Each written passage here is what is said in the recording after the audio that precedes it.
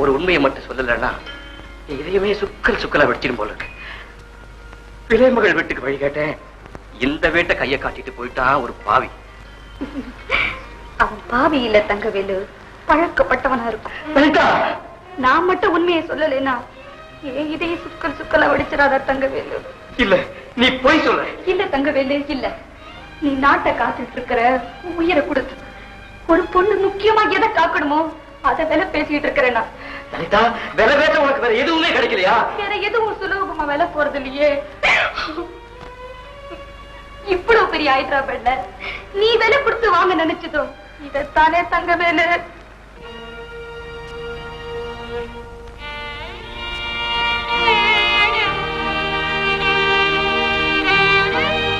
எதனால இப்படியான என் கதை என்னன்னு கேட்க நினைக்கிறேன் இல்லையா? கதைக்கு மதிப்பில்லாத காலம் இது, சதைக்குத்தான் மதிப்பு. இப்போ போதும் லலிதா, போதும். உன்னைய மனசார நேசிச்சேன். எங்க அப்பா கிட்ட வாதாடல, ஜாதி அது இதுன்னு எதோ சொன்னாருங்க அப்பா. என்கிட்ட ஜாதி வித்தியாசமே இப்ப கிடையாது தங்கவேலு.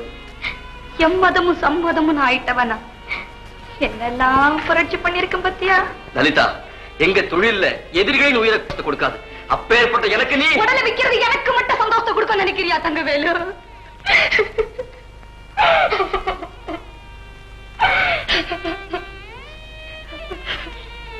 நீ போகலாம், ஆனா ஒரே ஒரு கேள்விக்கு மட்டும் பதில் சொல்லிட்டு போ. நீ செத்து போயிட்டதா ஊருக்கு தந்தி வந்தத? என் புள்ளையா இல்ல போடா விளையினாருங்க அப்பா. புள்ள போறானாவே இருக்கட்டும்னு நானே போய் தந்தி அடிச்சேன்.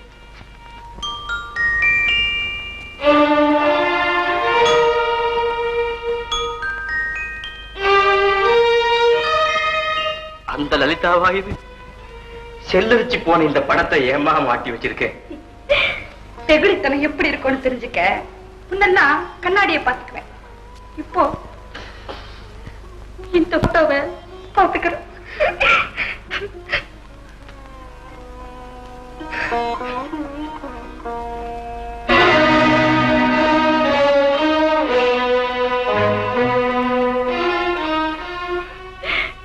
சந்தைக்கு வந்துட்டவன்னா நீ சந்தைக்கு வந்துட்டு ஒண்ணுமே வாங்காம போறியே, நான் மட்டும் பணத்தை வாங்கிக்கலாமா?